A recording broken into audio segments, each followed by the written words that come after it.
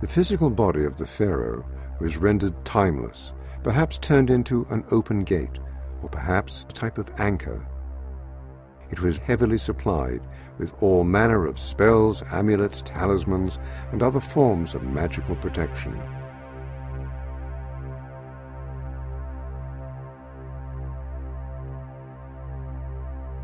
The strange practice of mummification still holds many mysteries. Why were some organs carefully preserved while the brain was scooped out and discarded?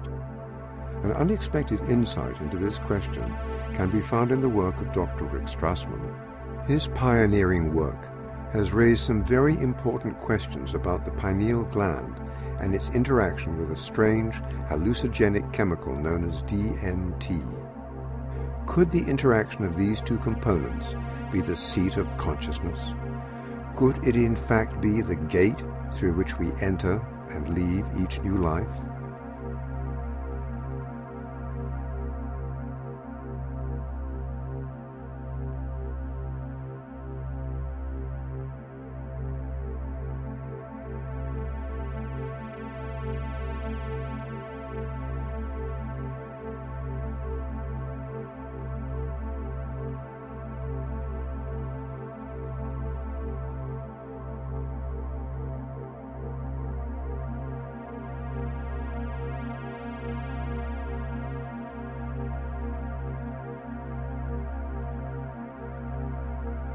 In terms of how the study started, I was interested in seeing if I could determine a biological basis of mystical states.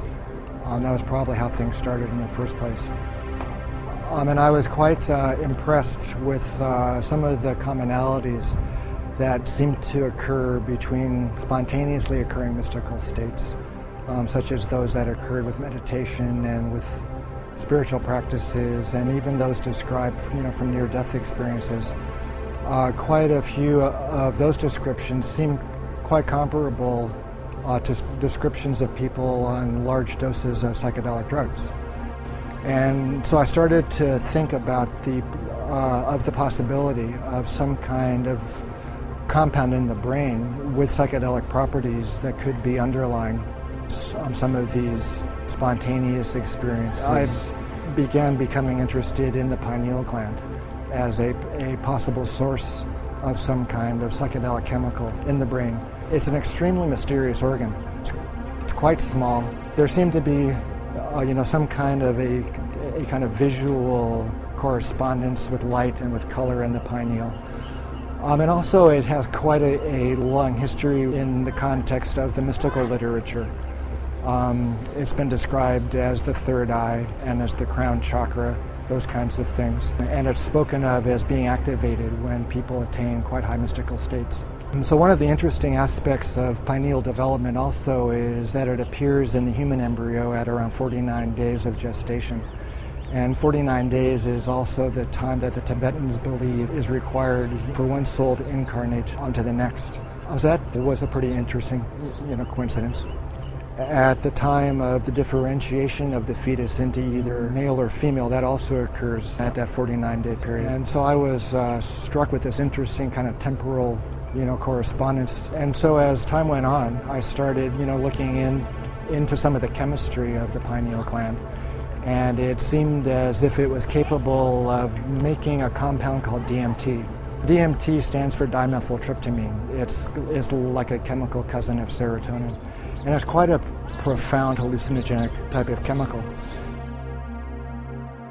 It seemed as if the pineal contained all of the precursors and all the enzymes and all of the building blocks that would be required to make DMT. So I started speculating about perhaps there was DMT released in the pineal gland and stimulating the brain under extraordinary states, either through spontaneous mystical states, the time of death, or at times close to death. And also I started speculating that perhaps it was stimulated at the time of birth as well. The pineal gland is extremely well protected from stress, but you can stress the pineal gland if the stress is great enough. Pineal's protective mechanism can be overridden. And so obviously the most stressful time in a person's life is at the time of death. The stress hormones like adrenaline and endorphins are at extraordinarily high levels at the time of death. And so that could, possibly stimulate the formation and the release of DMT from the pineal gland at that time. And so you can, conceive of an individual's consciousness at the time of death being exposed to this big flash of DMT. And so the last thing that one is conscious of in the body is the release of this huge amount of this incredible psychedelic compound.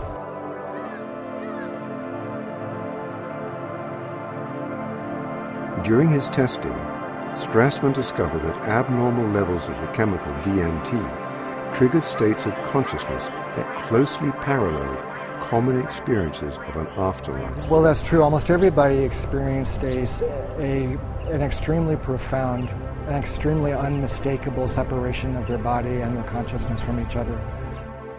DMT at higher levels acted as a type of catalyst for near-death experiences.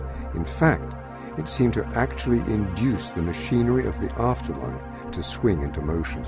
I suppose one of the most unexpected aspects of the study's results was the frequency with which people described a kind of contact with these intelligent kinds of entities that were conscious of them and interacted with the volunteers in this quite strange space.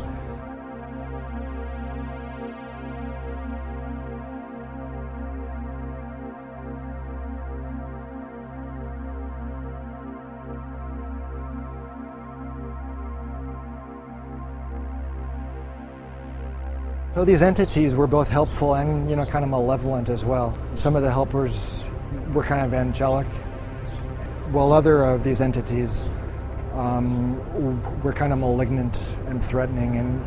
And actually a handful of the volunteers experienced, some traumatic encounters with these entities.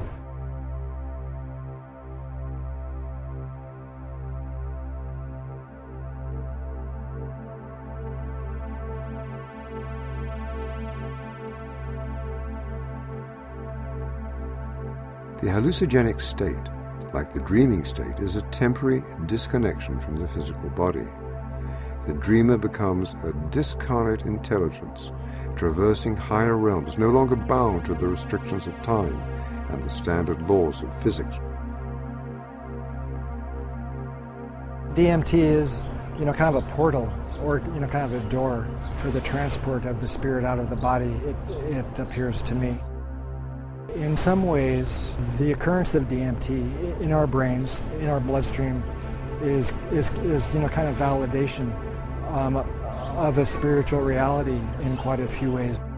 Could this strange chemical be offering us a window into events to come in the afterlife?